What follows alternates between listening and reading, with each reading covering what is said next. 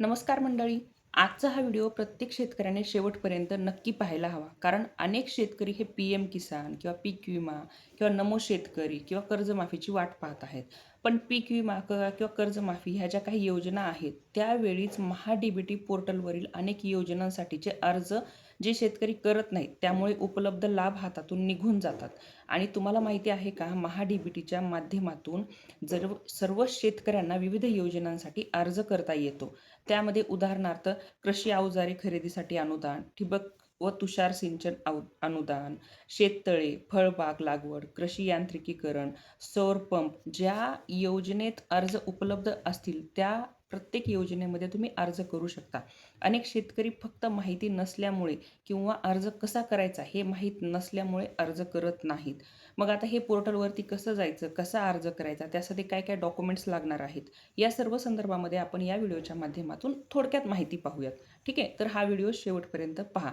याच्यामध्ये अर्जासाठी साधारणपणे तुम्हाला एकदम बेसिक डॉक्युमेंट्स लागतात. त्याच्यामध्ये जसं की तुमचं आधार कार्ड, जे की सर्वांकडे अवेलेबल असतंच, तुमच्या 7/12, 8अ चा उतारा, त्याच्यामध्ये बँक पासबुक, मोबाईल नंबर आणि इतर काही आवश्यक कागदपत्रे. आता ते प्रत्येक जे कोणत्या आपण अनुदानासाठी अर्ज करणार आहोत त्यानुसार थोडेफार वेगवेगळे आहेत, थोडेफार चेंजेस आहेत. मात्र एक महत्त्वाची गोष्ट याच्यामध्ये आहे ती म्हणजे महा-डी-बी-टीवर योजना उपलब्ध असणे म्हणजे लगेच लाभ मिळतो असं नाही. याच्यामध्ये आपल्याला ती प्रोसेस पूर्ण करावी लागते. त्याच्यामध्ये जेव्हा केव्हा त्यांच्याकडून अप्रूव्हल येतं त्यावेळेला त्या योजनेचा लाभ हा आपल्याला मिळतो. परंतु त्याच्या आधी आपण बेसिक लेव्हलला जे काही फॉर्म भरून ठेवणं आहे किंवा ज्या काही कागदपत्र अपलोड करून ठेवणं आहे, जे महत्त्वाच्या गोष्टी आहेत त्या आपल्याकडून आपण पूर्ण करणं वेळेमध्ये आवश्यक असतं. आता याच्यामध्ये महा-डी-बी-टीवर जी काही योजना असेल, तसं ज्यावेळेला लाभ मिळणार असो, त्याच्यामध्ये काही अटी असतात, काही पात्रता, काही अपात्रता, काही उपलब्ध असतात किंवा काही नसतात. त्याच्यामध्ये कशा-कशानुसार लाभ मिळतो. मग याच्यामध्ये कोणकोणते शेतकरी पात्र होतात, कोणत्या शेतकऱ्यांचा फॉर्म रिजेक्ट होतो.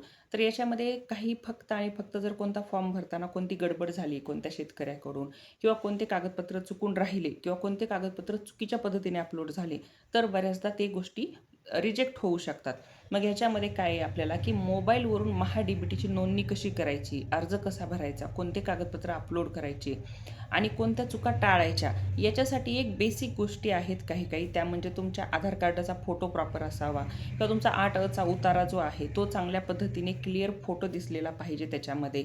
किंवा त्याच्यामध्ये जर तुमचा कोणताही कागदपत्राचा जर नंबर चुकला, म्हणजे जसं की तुमचा आधार क्रमांक जो आहे, कुठे जर तिथं आधार क्रमांक टाकण्याच्या ठिकाणी जर तुमचा एखादा अंक चुकला, तर तुमच्या पोर्टलसोबत तुमचं आधार कार्ड मॅच होत नाही. म्हणजे तुमच्या नावासोबत जर तुमचं आधार कार्ड मॅच होत नसेल कोणत्या नंबरमुळे किंवा जर तुमच्या बँक खात्याचं जर तिथे विचारले असतील डिटेल्स आणि जर तिथे तुमचं बँक खातं पासबुक तुम्ही अपलोड केलंय आणि कुठे जर नंबर टाकताना तुमचा चुकला, तर अशा वेळेला देखील तुमचे फॉर्म रिजेक्ट होतात किंवा तुम्हाला त्या योजनेचा जेव्हा सरकारकडून लाभ मिळत असतो त्यावेळेला तो लाभ मिळत नाही.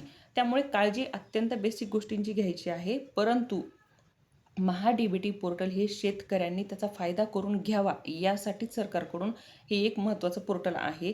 की वेळोवेळी तिथे ज्या ज्या गोष्टींचे अनुदानाचे फॉर्म सुटतात ते आपण घेणं अत्यंत आवश्यक आहे. कारण ते आपल्यासाठीच आहेत, शेतकऱ्यांसाठीच.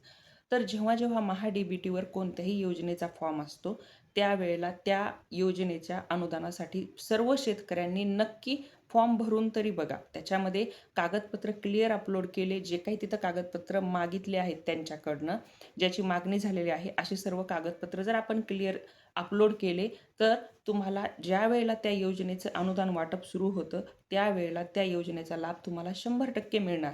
याच्यामध्ये कुठल्याही प्रकारे मोठी गोष्ट नाही आहे, की हा फॉर्म कुणीतरी फॉर्म भरायचा म्हणल्यानंतर बरेच शेतकरी फॉर्म भरत नाहीत, की बाबा कसं असेल, फॉर्म रिजेक्ट होईल का, पैसे लागतील बरेच सारे, मग तो फॉर्म परत येणार नाही का, रिजेक्ट होईल का, आपलं काही चुकेल का. तुम्ही फॉर्म भरून बघा. ज्या वेळेला योजनेचं अनुदान सुरू होईल त्यावेळेला ती योजनेचा आपल्याला लाभ घेणं गरजेचं आहे. तर फॉर्म एखाद्या वेळेला आपला रिजेक्ट झाला तरी आपल्याला दुसऱ्या वेळेला हे समजेल की हा फॉर्म कशामुळे रिजेक्ट झाला होता. त्यामुळे महा-डी-बी-टी पोर्टलचा सर्व शेतकऱ्यांनी फायदा नक्की घ्या. त्याच्यामध्ये ज्या काही योजनांचे, ज्या काही अनुदानाचे फॉर्म सुटतील ते नक्की भरा आणि याच्यामध्ये जर काही अडचण येत असेल पोर्टलमध्ये कधी कोणती, तर ती कमेंटमध्ये नक्की विचारा. आपण त्यावर देखील नक्कीच व्हिडिओ बनवूयात. धन्यवाद.